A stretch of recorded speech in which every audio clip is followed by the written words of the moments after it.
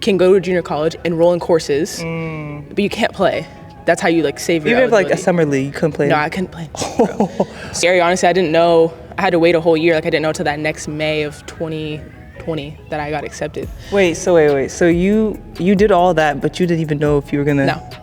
Oh, so you took like a leap of faith. Oh for my sure. God, yeah, Wait, so bro. like I know for a fact you were stressed. Yes. That All was at the a point time. like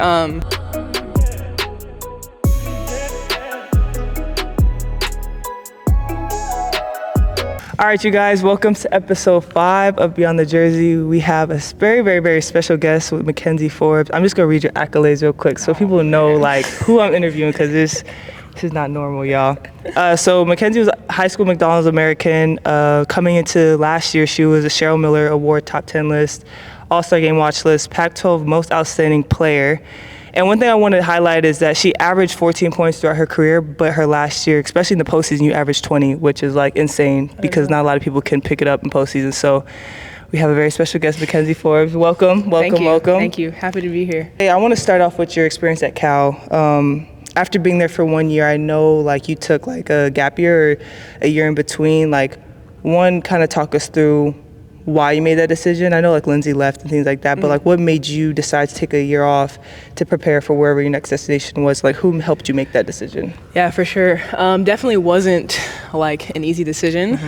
Essentially, when Lindsay left for the Cavs, that was like in the summer. And so I wasn't really planning on transferring. But obviously Lindsay left. We had a whole senior class leave. We had Kiana Smith, who was like our starting junior guard, go to Louisville. So, and I was kind of like, it might be like a sinking ship type situation. I entered the transfer portal. Had a few options that I like I visited Duke, visited Gonzaga, but I was kind of like, okay, are those schools even like better than just staying at Cal? And then Mason, my older brother, was at Harvard, and so we had kind of joked like, bro, like, what if you like come over here, like, like in the very beginning, like before I even entered the portal.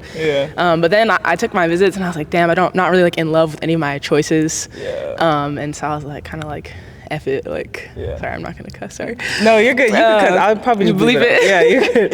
You're good. Okay, I'll speak for you. I try to keep it PG though, but yeah, for sure. Anyways, I was like, all right, let me like see what Harvard's talking about. I took a little visit. Essentially, Harvard is very strict, as you might academically assume, kind of like a Stanford. And they were like, our transfer deadline is passed, like, and that's like the rule. Like, you can't Not get even if in. you play basketball, it's the rule. Like, they do not give a fuck if you're an athlete, like type of thing. So basically, we like figured it out, like, because it was a really weird scenario. Like, how can she keep her eligibility? How can she come in and play? Like, if she takes the gap year, like, because I had to apply the next. So did you like round. redshirt? Or you just didn't play? Like, you just didn't play? I didn't play, so. Okay. I don't know what the NCAA rules are, but what I had to do, what I was told to keep my eligibility was you can go to junior college, enroll in courses, but you can't play. That's how you like save your Even if eligibility. like a summer league, you couldn't play? No, I couldn't play. So it was really, it was hard, honestly. It was the first time in my life, like I was like, I have no teammates. Like, you know how that is. The like chemistry of we've just, always like, had being teammates, in yeah, the having a locker room, like, you know, you have friends, but like, that's like a different experience, you know what I mean? So, and honestly, like, it was just me and my family. Like, a lot of people, especially like where I'm from, were kind of like, what are you doing? Because like, I was McDonald's All-American. They're like, why don't you just go like hoop? Like, you could go hoop anywhere. But I was like very particular. Like, I want this degree and I want this type of basketball. So yeah, it was scary. Honestly, I didn't know. I had to wait a whole year. Like, I didn't know till that next May of 2020 that I got accepted. Wait. So you did all that, but you didn't even know if you were gonna? No. Oh, so you took like a leap of faith. Oh my God, yeah. Wait, bro. so like I know for a fact you were stressed. Yes. That was all at a the point time. like halfway through the semester of like me taking literally junior college because I had to get straight A's. I had to take 6 classes. Wait, you had to get straight A's? Yes. That was the other thing too, because I had like I said, Harvard is insane. I had a C in high school, and that was like a huge deal. Are you serious? I had 1 C, and they were like, you have to fix your not your GPA, but like your records need to like show that you like are not like that anymore. Wow. I was like, bro, I was 17. Like, in high school, they go all the way back to high school? oh yeah, and like you have an interview with an admin person, and like she asked me about the C in my senior year. I was like, oh my God, like. I didn't know it was that intense. Yeah, it was probably the most stressful period of my life, and like I said, like, no teammates, like not a lot of, like the support system I had was basically just like my family. But yeah, I just like had to keep that faith, bro. Like just try to like manifest every day. Like I'm going to Harvard, I'm going to Harvard. And then when it happened, bro, I was just like, oh my God. It's like probably the top day of my life for sure. Can you like talk us through like so when you finally made the decision to like redshirt or just not like put all your eggs to go to Harvard, like what did you do mentally every time? I know you touched on like manifesting, but like exactly like what did you do? Because I mean like going from playing basketball every day of your life to not playing at all, like you could probably have doubt, fear, whatever. Like how did you every day stay engaged, like activate your mind to make sure that you fully believe that you're going to get to Harvard, but then even being able to prepare and perform when you got to Harvard? Like how did you prepare for that? Yeah, it was hard. I think like there was definitely days where, like I said, I was like losing that faith. Like I was like, I should just go. Like it's at halfway point. Like I could just transfer somewhere, like and just to play, like in like whatever the degree might be, like just a normal degree. But honestly, I just did a lot of manifesting. Like back then, I was into a lot of like the sticky notes. Like I would just put them above my bed in my mirror, like just speak into this. Like when I would talk to people, like, oh, what do you do next year? I would be like, I'm going to Harvard. Whole time, bro is not accepted. It's pending. It's pending. Like, it's and pending. I wasn't like lying, but like I would say like I'm applying to Harvard. You know what I mean? Yeah. And yeah, I coached that year. I coached AAU with my oldest brother, and I think that was really good for me, just like keeping me, like, you know, you're training, but like that competitive like itch that we have. I was coaching 7th and 8th grade, like pretty elite girls, which is crazy now because those kids are like old. Like some of them are freshmen. Like freshman college. And I think too, like that helped me. Like you're asking, like when I got to Harvard, like I feel like I saw the game a lot differently. Like because I was a coach, like I'm like making subs. I'm like seeing like, oh, this person's better in the press or in the rotations, like things that you don't really think about when you're a player. You're like, bro, I'm hooping. Like, do you know what I mean? Like, whereas a coach, I was like, oh, like these things matter that I wasn't thinking about, which I think when I got to Harvard helped me. And sometimes my struggles there, like I didn't go there and, you know, right away, like was like killing everyone. You know, I had to earn my spot. I had to earn the respect from everyone who was already there, because they were kind of like, you know, you think you're just gonna come in here and take people's spots, like. So I think for me it was a huge like growth time in my life, just maturity and all of that, because you know, you do your 4 years at whatever at a Power 5. I think it's kind of like you have that cookie cutter like process laid out for you, where I was kind of like navigating things that I hadn't like had to before. So I want to talk about your experience at Harvard, because we kind of like segue into that a little bit. What was, you kind of mentioned like a little bit, but I want you to like elaborate a little bit more. Like what was like a barrier that you hit where it was just like, all right, like, I mean, it doesn't matter what level you're at. It's just like a obstacle that you hit. You're like, okay, like how am I supposed to overcome this, especially taking a year off, or not really a year off, but like a year away from basketball. How did you, who mentored you through those times when you're at Harvard where you hit a block or you hit a mental struggle where you didn't feel like it or didn't know how to overcome it? Oh man, Harvard, like so when I first got there, like I knew Ivy League basketball kind of, like when we were at Cal, actually we lost to Harvard, like when we should not have. Like we had Christina Nigwe, like who was top 10 pick, like we had a good team, and like they came into our court and beat us, like hit a bunch of threes, and that was, my brother was already there too. And I remember like before the game being like, oh, like your nerd classmates like are coming to play us, like good luck to them type thing. Like I was like arrogant, you know what I mean? Yeah. So I knew like after that experience, like all right, we got some hoopers, but I think I still even underestimated like the level of talent. And so when I first got there, like, bro, like I was fighting like for a starting spot, and that was probably like the first time in my life.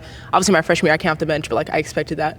But I definitely like, I think needed that reality check. Like, bro, like you're gonna have to come get it out the mud here too. Like, they were not handing anything to me. They were not treating you special because you're an athlete or because you came from XYZ school or you're All-American this. So I think I really had to learn like, okay, when you're in a new place, like you need to make those first impressions like all over again. I think that was probably the first time in my life where I really had to do that, and I was away from home for the first time.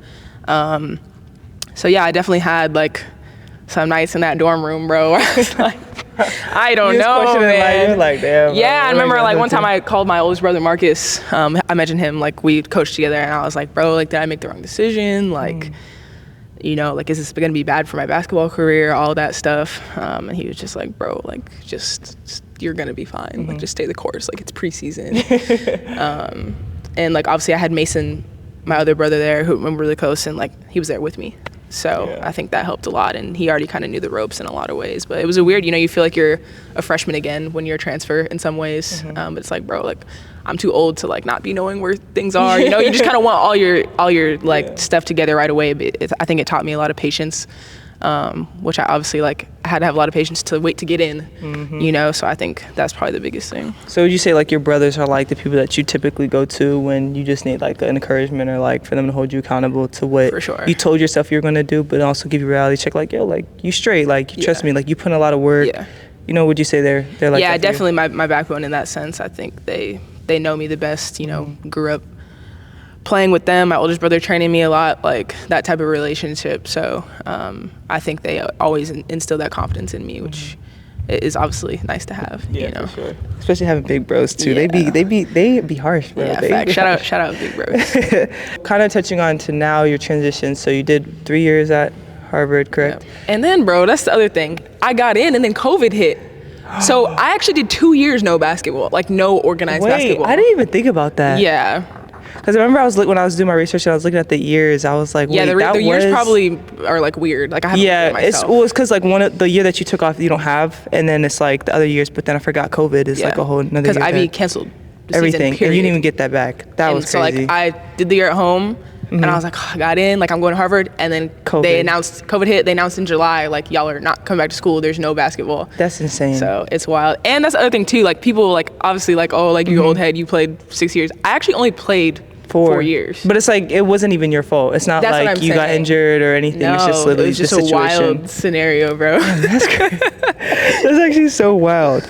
So like you talked about a lot, like leap of faith and manifesting. So I want you to take us through was your decision to come to SC leap of faith, because I obviously know like the transfers, if y'all don't know, like you couldn't do a fifth year at your Ivy League. That's just the rule, right? So coming to SC obviously is closer to home, so you're near SAC and just in home in general. Like what was the thought process of becoming to SC, and like did it feel like another leap of faith of taking a chance of, obviously you played at the Power 5 level already and you played probably against a bunch of Power 5 schools, but to go back to that level, what would you say, did you feel like it was a leap of faith for you, or?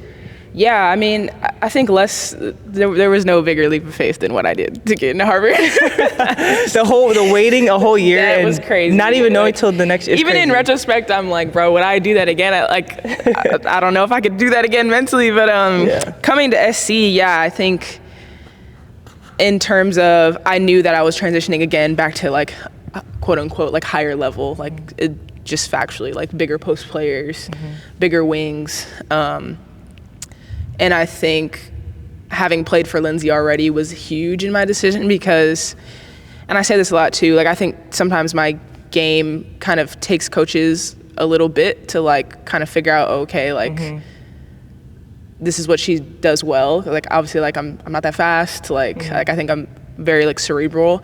So I don't think like watching me in pickup necessarily I'm gonna like click right away for some coaches. And I knew that, okay, if I played for Lindsay as a freshman when I was like slower and like not as smart, I definitely think I can get some time like as a fifth year senior, you know what I mean? Because you just spent so much time learning the game too, like you said, like coaching. Like you saw the game from a different perspective going into Harvard, and then you got to play a lot. You earned your spot, but you played. I played big minutes. Major minutes. So then now you have all that experience under your belt. So it's like, all right, it's a new situation, but then you're like, it's not gonna take me too long because I know how to adjust. I know for sure. Like I know her coaching style. Exactly. Yeah. Also too, I know we're segueing, but I just want to shout out Coach Moore from Harvard. In my second year, like I think she was huge in a lot of my development as a person again and as a player, and just like we're talking about that manifesting, just like believing that like you can accomplish hard things, and like not being afraid to like put yourself out there, because I think a lot of that mentality I got from her helped me in our season last year. Like when we won the tournament and everything, like I was at Harvard and I lost the tournament in the tournament championship game, and I think, sorry, I'm literally going on a tangent. No, go ahead. I love this. Go ahead. Go off script as much as you want. Go ahead. I think like everything I went through there, like Coach Moore really like put me to the test, and like I felt like that was the most I've ever like poured into a season, and I lost. Like I came out of it with like, from the outside looking in, you would say like nothing. But I think like the internal like personal growth that happened in that year like is worth more than like any win. And I think that's why when we won the Pac-12 championship, It was so emotional. I was too. so emotional because like for me, it was like, especially knowing your story now that like like for me that was like, bro, like everything was worth it. Do you know what I mean? Waiting for Harvard a year Oh and then my it like God. it all took you to the places you needed to be at the right time. Exactly. Anyways, so going back to that, coming here, like knowing Lindsay, that was huge for me because I think, like I said, transferring to Harvard, you're uncomfortable in a lot of ways. You don't know where things are. You don't know how the practice is going to be. Like I think for me, that just made this transition a little bit easier because, you're learning new plays, you're meeting new teammates. I was like, at the very least, I know Lindsay, I know Deli.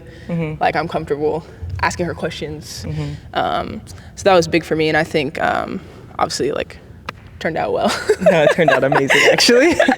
Then we're going to talk about that right now because that's where we're going to segue, because I want you to kind of give me 4 words. If you could pick a theme for your last year, what would you say? And give me 4 words that would describe the theme of last year for you. And you have to elaborate on each word. Please. I'm going to say something goofy. Okay. Last year, bro, that was crazy, bro. Crazy. I would just say crazy because, like, obviously playing in the Ivy is very much like you busing everywhere. Their stadiums are not big. Like Harvard Stadium, I don't know. Like it's kind of like it'd be like a nice high school gym.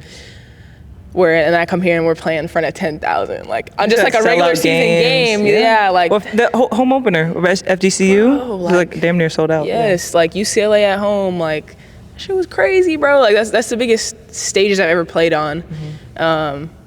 So yeah, crazy is my first word. I think it was fun. Like I thought we had a really good group of people. Like we weren't necessarily all like tight locked in, but I feel like we like had good times in the locker room. Like it was a very mature team. Very mature, very yeah. Mature Like who said that yesterday?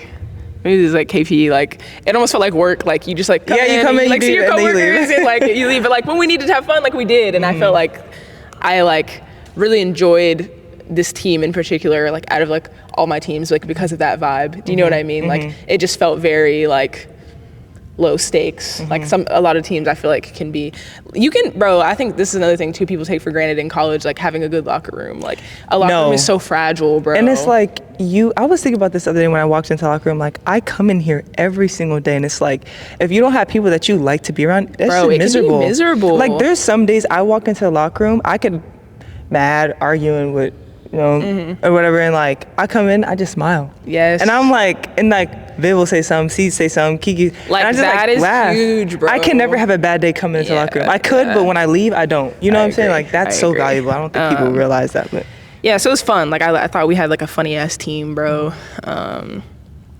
And like obviously, like we had our lows like of the season, but like I feel like we never got too high, never got too low.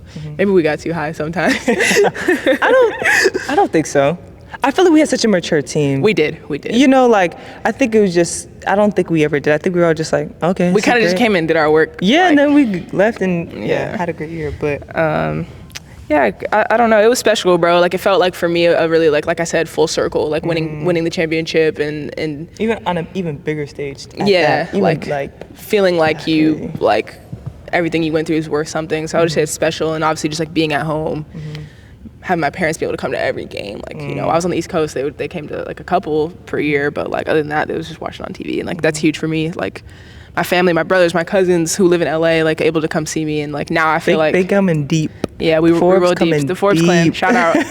Coming deep. Every time I see you with your family. And that, I don't think people realize how valuable it is to have your family around too. Bro, yes. Because like, no matter how your year went, you had your family with you. Yep. Like 100%. that is important to have that support. And every time you come to a game or leave a game, like you're there right there supporting you in the stands. Yeah. It's huge. And then the last thing I would probably say is just like home. Like it feels like home. Like SC, I think that was another thing too in my decision, like choosing a grad school. Like I had a couple other options that were like in different places, but I knew that I wanted some place that could kind of be like my home base.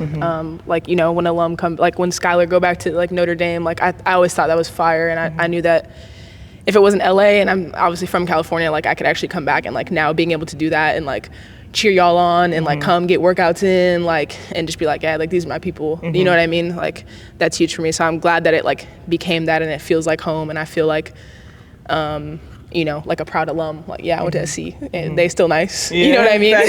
Still nice.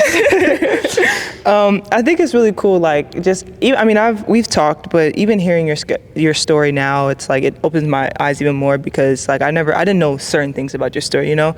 And I know, like, even hearing from what you're saying now, you've played so many different roles in your life. Like, you've played a role where you're in high school, and then All-American, and then you played freshman role. And, like, I kind of want you to just a little bit talk about, like, how did you mentally approach each role that you had in your life? And I think that, I mean, you could name, like, a few, but what were, like, the main roles in your life that you really had to adjust to make sure that, like, you had the best outcome? Because I think it's hard to play roles. Like, you know, it's hard. It's like an ego and, you know, pride thing. And how did you overcome that, and how did you were able to be successful in whatever role you were playing? Yeah, that's a good question. I would say my freshman year, you know, good team, heavy, like, senior team. I knew I was going to come off the bench most likely.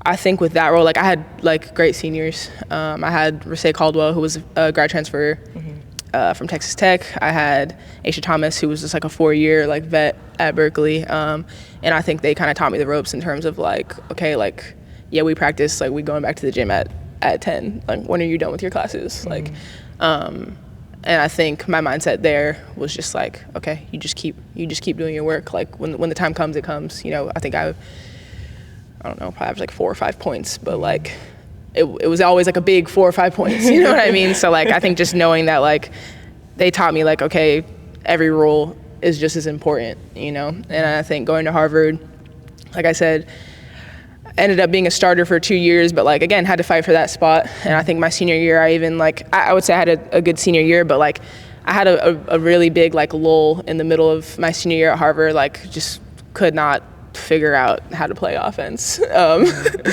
And like I said, like, Coach Moore was super tough on me. Like, I remember we played KP. Oh wait, I think you guys talked about this game a lot in the locker room. Yeah. But yeah, me and KP have a couple legendary matchups. But we went to Penn and we lost, and like I said, like, I was not playing well. And like Coach Moore brought me and Harmony and Lola. Man, this is like behind the scenes. Like big T y'all right getting here. behind the scenes. Yeah, like, she brought us up in her office and like chewed us out, bro. Like, put the film right there, and it was like one of the lowest moments of my career, bro. Like, you know when you get chewed out and you can't even say nothing. Yeah, it's like you have no answer. Like, why'd you do that? Like, bro, you're right. I can't say it. Anyways, and I was a captain, like, I was expected to be a leader on that team, and so we had that meeting, and it was right before practice. We had practice at 2, she called us in at like 1:15, bro, chewed us out. She chewed us out so bad we were late to practice. And like, we came down, like, tears, wiping the tears off our eyes, bro, like, and we just had to start warming up. And like, whatever, I was just like, bro, just like, focus on having a good practice today. Like, you can't deep it right now, whatever. And I remember, like, after that, like, she was just like, you responded to that well, and like, that's like how you have to go. Like, I remember one of my assistants, shout out Coach Stove, like, spent a lot of time in his office too, because he was like, girl, like, you think you get chewed out? Like, she's my boss. Like, you think I go in there after I make a mistake and soak my head and come to, like, I can't show up for y'all like that. He's like, you take that shit on the chin and you respond. Like, that's how you handle that. And so I feel like for me, being in that like captain role there of like, everything's on you. Like, I just feel like I learned a lot about, like, I really love the concept of like, what do they say? Like, and everything that happens to you, like, you like, just take that and be like, take it as your fault, and not in like a self-depreciating way, like, oh, like, everything's my fault, but like, everything's my fault, and you kind of flip that and have the mentality of like, see, bro. Taking that accountability, right? So like, whatever happens to me, I'm not starting. Okay, what can I do more to change that? Oh, I'm not getting this playing time, XYZ. Like, a lot of times it's easy to be like, oh, well, that's because like coach like likes this person. No, bro, like, turn that shit like inward. Okay, what am I doing? What can I do more? How can I show them I'm this and that? You know what I mean? And I think I've applied that in so many areas of my life. Like, oh, I got cut from Sparks. Like, I could be like, oh, well, you know what I mean? Like, I didn't have this person, like, oh, this, like, have connection. Advocate for me, this or person has clout, whatever. Yeah. Like, no, look inward, and what can you do better? Like, and even if you don't get the opportunity, the thing you wanted, like, that can only make you better. Do you know what I mean? I feel like I really learned that at Harvard, like, it's particularly in my senior year, in that role of, like, being a captain, because I was just so, like, everything was my fault. Yeah. And, like, I could have taken that and been like, damn, I mean, I was. Sometimes I was like, this shit is ass. you're human. Exactly. But you were able to process it in the right way. Like, and it wasn't until, like, the very end to where I was like, oh. Yeah. Do you know what I mean? This is why. Exactly. This is why. Exactly. That makes sense, yeah. I mean, you kind of answered my next question. My next question was, like, what stayed consistent through all those times? Like, what about you and your approach stayed consistent? I mean, you could touch on a little more. You kind of answered a little bit, but. Yeah. I would just say, like, my work ethic. Like I said, my senior year at Harvard, I had a rough stretch. Like, wasn't playing well, wasn't shooting it well. But like I said, my assistant coach Stove, who was like did all of my like player development with me, like, our routine did not change. I was playing well, I wasn't playing well. We're still in the gym 8 a.m. And like we lose an embarrassing game. You know, like when you lose a game and you're like, bro, like that just like felt embarrassing. And you're just like, damn, like, you don't want to do anything. You don't want to pull up to practice even because you don't want to see that film. Yeah. Like, that's what I learned there is like, bro, you just have to keep showing up every day. And I think when I got here, that really helped me because I didn't know, like, coming in, like, am I even gonna start? Am I gonna get a lot of minutes? Am I gonna get a little minutes? But I was just like, bro, just do your routine.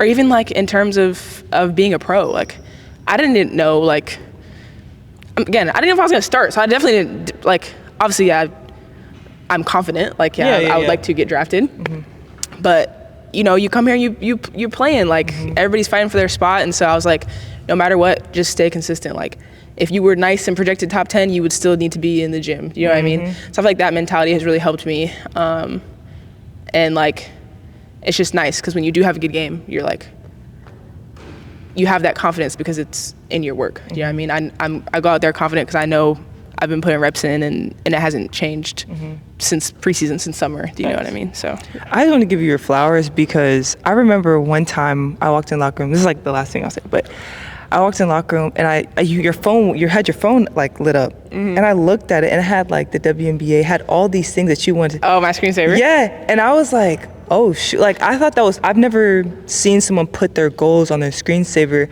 Yeah. And I would say even to see how you have finished out last year. Yes.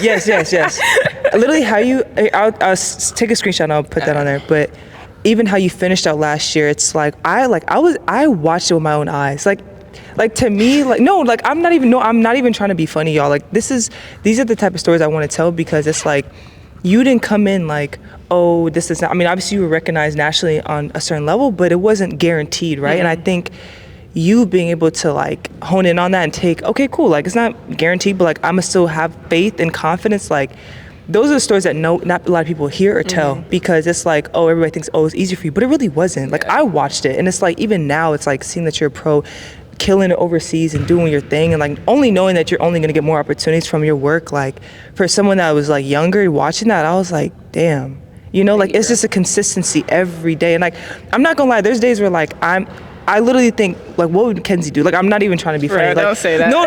I'm being so serious. Like, how would Kenzie show up today? Like, I'd be in a mood. I don't want to. Sometimes you don't want to be. I'm like, how did Kenzie show up last year? And like, I think about that. And I'm so serious, bro, because you laid the foundation, and it's like, okay, if Kenzie can do it, I can do it. Like, I'm being so serious.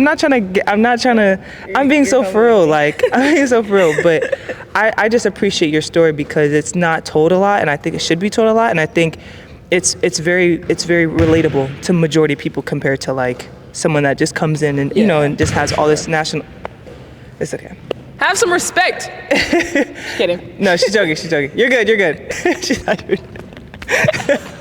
But man, that concludes the episode. I really appreciate you coming on, bro. I hope in like 5 years we're gonna do another episode like recapping and like talking about your pro career and like how you made it back to the W and you're doing your big one. You're gonna have 100K subscribers. I hope so, bro. I hope so. But yeah, that's episode 5 of Beyond the Jersey. Thank you guys for tuning in. I'm gonna catch y'all next episode. Peace.